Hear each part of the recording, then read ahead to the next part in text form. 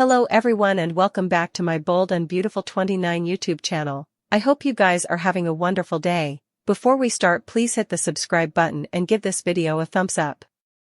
At Il Giardino, Cleric respects his server on a good job setting up for Will's party. Will and Electra arrive and hobclump with Cleric before declaring that tonight will be grand. Sheila watches them from hence. Luna looks at Electra's party-ready print online. She puts the phone down when her aunt/grandma walks in.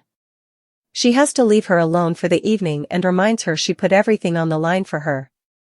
Lee reveals she'll be meeting with an attorney soon to formulate a plan for her. Luna teases that she has a plan of her own. Lee warns her to concentrate on not turning out like her mama. Formerly alone, Luna pulls a disguise out of a dresser hole and smiles mischievously.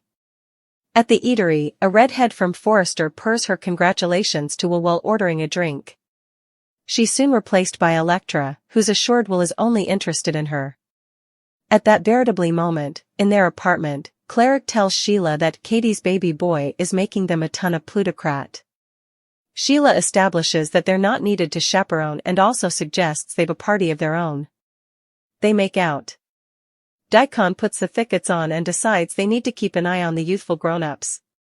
Talk inescapably turns to Luna. Deacon recalls that he no way allowed. Effects would end up like this when Luna was an intern. Sheila questions if she'd known sooner, if she could have kept her from her dark impulses. She recalls kissing her granddaughter on the lips and also the firing. The party is soon in full swing, and Luna arrives disguised in a dark toupee and spectacles and dressed as a waitress. Amid the dancing and drinking, Zend arrives, congratulates Will, and exchanges with him and Electra. At the bar, Luna's handed a charger of sliders and told to circulate. She serves Will's table and, of course, No Bone recognizes her. Supposedly No Way having heard the exemplary tale about his Aunt Brooke from times agone. Zend pulls out a huge plastic caddy full of masks and encourages everyone to put one on.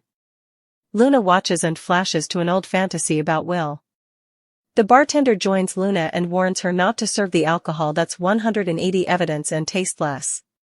When Will walks up and orders a vodka soda pop, Luna pours him the banned alcohol rather. As Luna sets the scene for chaos, Sheila tries to defend her to Deacon upstairs, reiterating that she merited a better life. Deacon says if she'd held it together, she might be downward celebrating with Will right now. Sheila squints that Luna would have liked being with Will. Across city, Lee flips when she arrives home to find Luna gone.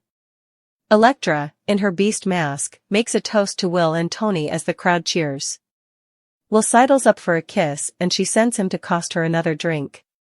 Will orders another for himself as well and Luna, formerly again, gives him the high-test stuff. Will's visibly tipsy when he speaks to Cleric about lift shares for after the party. Luna watches Will down his vodka soda pop and smiles. Meanwhile, upstairs, Sheila's intruded while painting her 8 toes by a call from Lee waking her that Luna's gone. As Sheila's jaw drops, Will tells Electra how poorly he wants her and how much he loves her as they dance. Luna muses, Will Spencer, tonight is really your night. Lee has laid down the law to her granddaughter, Luna. Luna will sneak out after Sheila tells her about the party at Il Giardino and refuses to follow rules. Lee has not only put her freedom, but her career on the line for her granddaughter, Luna. Lee faked Luna's death before moving her from the sanitarium to her apartment and is now abetting a felon. This doesn't matter to Luna, who feels that she should have whatever she wants no matter who ends up in trouble. Lee has called Luna on her conduct and her preoccupation over Will. Sheila didn't get that memo. Sheila learned that Deacon was throwing a party for Will and told Luna each about it. The bus incontinently started turning in Luna's head as to how to manage to attend. Sheila will get a frantic call from Lee telling her that Luna is missing. Lee has no idea where Luna is, but Sheila will be there to check out the party. Will Sheila be suitable to reason with Luna and get her back into caching before she's spotted by someone ready to warn the bobbies? Will Luna refuse and try to get close to Will? Luna obviously has a bit of a rapt mind to be at Il Giardino when she isn't indeed supposed to be alive. Luna actually believes that No Bone will spot her? Will wants nothing to do with Luna and has told her that. Luna has pulled a gun on him and shot his aged family. She conceivably believe he wants to be with her now?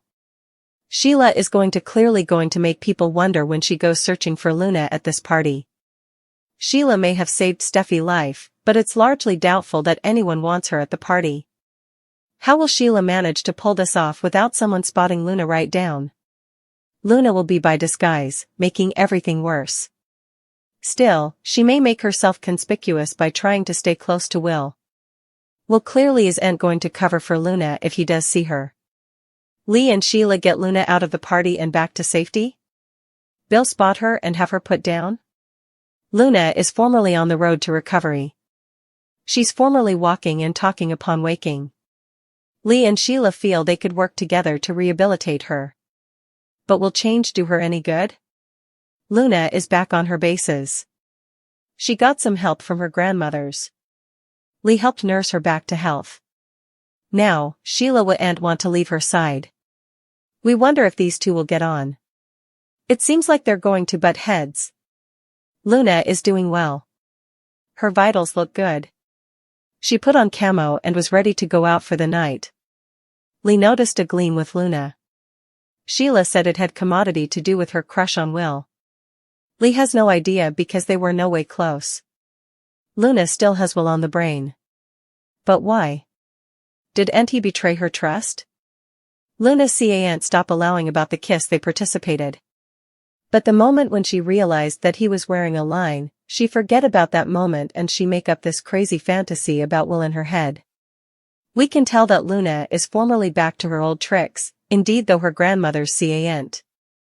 Lee advised Luna to stay down from Will or any of the Spencer men. Her grandmothers have their work cut out for them. Luna is going to want to be out in the real world, however, also she'll be headed back to captivity, if that's the case.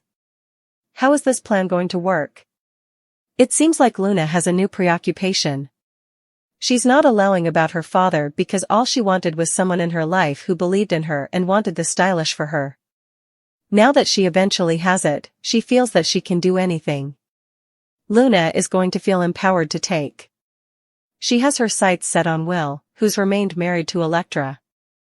This could spell trouble for their relationship.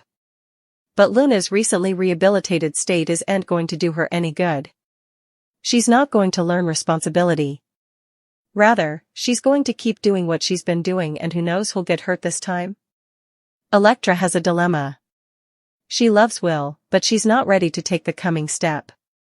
She's holding on to the trauma of the raw deep fakes drama caused by Remy. It sounds like Elektra could use some advice from Hope. Will is crazy about Elektra. He's married and devoted to her. He also proved that he's someone whom Elektra can trust and feel safe with. But there's just one problem. Elektra isn't ready to go all the way with Will. She admitted to Ivy that she's not as endured as him, and she has trust issues. Their relationship could snappily fall off the tracks. Formerly Luna gets rehabilitated. When she woke up from her coma, Will was the first person on her mind. Forget about her daddy, she wants Bill's son. This time, she might succeed at coming between Elektra and Will. Elektra could use advice from a doubtful source. When she was youthful, Hope wasn't ready to sleep with Liam. Steffi willingly stepped in to do the deed. Hope is the only person who can relate to what Elektra is going through.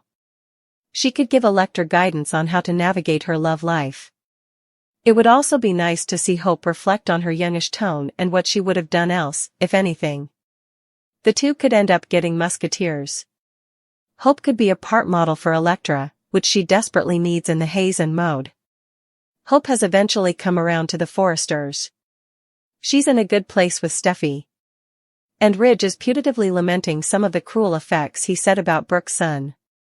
We've yet to see the day when he'll apologize, but we're getting near. Now would be a good time for Hope to consult Elektra on her relationship. It would be nice to see them bond over this dilemma, and to see Hope's perspective as a grown-up.